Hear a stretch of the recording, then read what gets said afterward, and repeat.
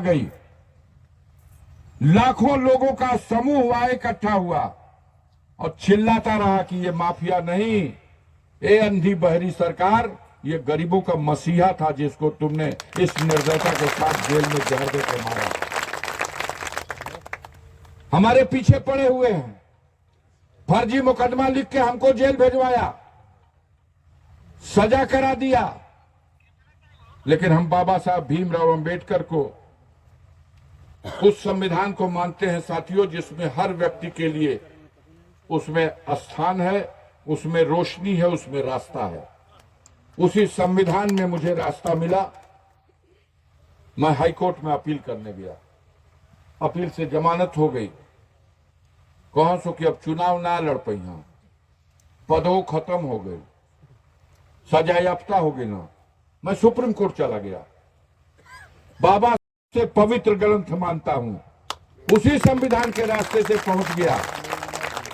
जब supreme court में पहुंचे और बहस हमारी हो गई तो माननीय सर्वोच्च न्यायालय ने आदेश दिया कि गाजीपुर के न्यायालय से जो अफजाल अंसारी की सजा हुई है 4 साल की, यह सजा निलंबित की जाती है और उनका पद बहाल किया जाता है और उनको चुनाव लड़ने के लिए योग्यता प्रदान की जाती है। अभी पगला गए मानसो, अखिलेश जी हमके दिले बड़ा टिकट, उनका पार्टी से वो राष्ट्रीय अध्यक्ष हुआ। आई भाजपाइया हमारे टिकटवा काटत थोड़ सो रोज अखबार में सुनो सो भैया, देखला है कि ना देखला है, इन्होंने बर्दाश्त नहीं हो। वो हर जुल्म करके भी थक गए कि ये आदमी पस्त क्यों नहीं होता। हमने सिर्फ यही कहा साथियों कि जो धरती पे आया है जब वक्त पूरा हो जाएगा तो चला जाएगा। हमारा एक उसूल है, अपने जीवन को जोखिम में डाल करके शेरपुर बस्ती में गए, उस जलती हुई आग को बुताने का काम किया, उन घायलों को उठा के लाने का काम किया, उनका मुकदमा लिखवाया और उनकी लड़ाई लड़ा।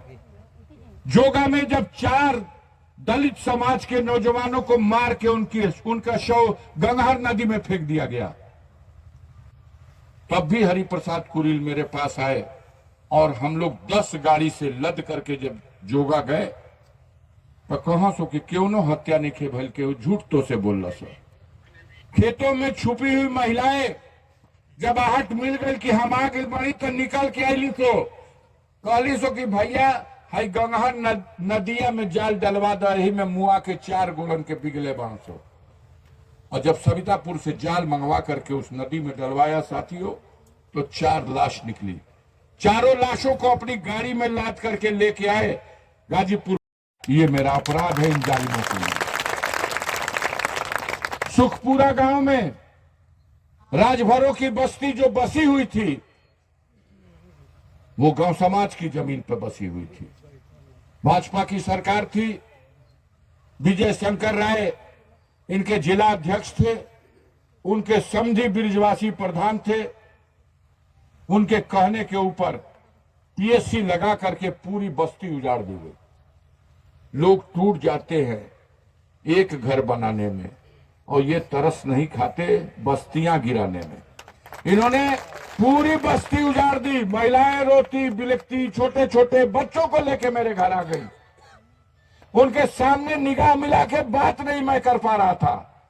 मैंने हाथ जोड़ के 7 दिन का समय मांगा कि या तो मैं रहूंगा तो फिर से उस स्थान पर गरीबों की बस्ती बसेगी।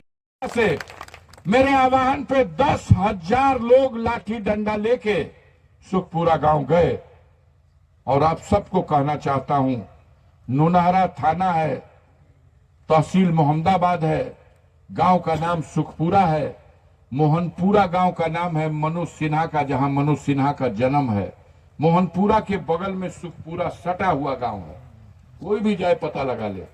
आज भी 150 घरों के राजभर की आबादी उस सुखपुरा गांव की उसी धरती पर आज भी बसी हुई है। आज भी गरीब दुआ दे रहा है। उन्हीं की दुआओं का ये ताकत है कि सोरिया खाना थुआ सो सोरिया नहीं के खाना 5 बरी से खाना थुआ सो आई खानते खानते इनका सुनवा टूट जाएगी। अब समय आ गया है कि हम इनकी सरकार की शोर खन देंगे और पहले मोदी के दिल्ली से हटा करके फिर योगियों की सरकार का भी बहुत जल्द उनका भी कास पे लड़त हो सो कि गाजीपुर में गरीबन का वोट बढ़ जाई तो अफजाल का सूर्या झुरा जाए। और हमको यही भरोसा है साथियों, बड़ा कुर्बानी दिया हूं, अपने सीने पर सबर का पत्थर रख के आपके बीच में आया हूं। सब कुछ बर्बाद कर दिया गया है, बचा है तो यही गरीब बचे हैं जो हमारी सबसे बड़ी दौलत है। वोट बंटने मत दीजिएगा और समझाइएगा जो नहीं भी आए हैं गरीब उनको भी कि इस लड़ाई में सब लोग एकजुट होकर के 1 तारीख को हाथी वाला बटन दबाइए। इतना 1 तारीख को साइकिल वाला बटन दबाइए और इतना दबाइए कि भारतीय जनता पार्टी की जमानत जब्त हो जाए गाजीपुर से। मेरे मुंह से हाथी की बात निकल गई इसलिए कि मैं उसी जमात कतार में था और पिछला चुनाव जब लड़ा था तो हाथी था और सफल भी हुआ था। इस बार साइकिल के चुनाव से लड़ रहा हूं, हाथी से कोई और कैंडिडेट चुनाव लड़ रहे हैं। हम आप लोगों से विनती करेंगे, अनुरोध करेंगे, कृपा करके इस लड़ाई में मेरा साथ दीजिएगा, मेरा सहयोग कीजिएगा। मेरी बात को अन्य लोगों तक पहुंचा करके दूसरे को देने से वोट विभाजित होगा और भाजपा मजबूत हो जाएगी।